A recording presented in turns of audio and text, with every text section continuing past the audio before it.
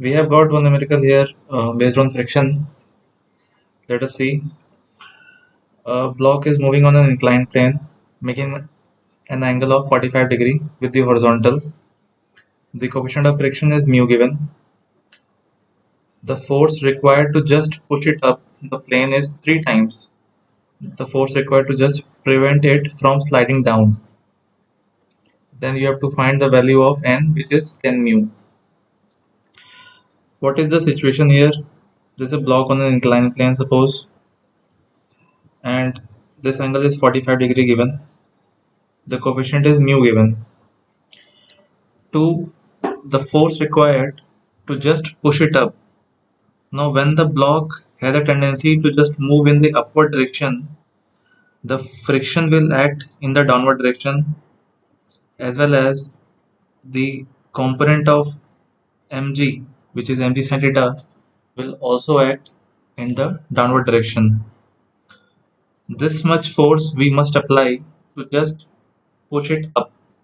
So F required to push it up is mg sin theta plus F. Now, since it is a limiting case, so friction here will be limiting friction. The value of limiting friction can be written as mu mg cos theta here. So the friction, the force required to move it up the plane is mg sin theta plus F limiting. So it will be mg sin theta plus mu mg cos theta. Now in the second scenario, it is saying the block is just sliding down. Mg sin theta will still act in the downward direction, but the friction will be acting in the upward direction this time. Again, in the limiting fashion. Now this much force, the resultant force we must apply to just hold it from sliding down. So F to hold it from sliding down can be written as mg sin theta. Naturally, mg sin theta must be greater, then only the block will have tendency to slide downwards. So mg sin theta minus mu mg cos theta. Now it is saying that F up is actually 3 times F to hold according to the question.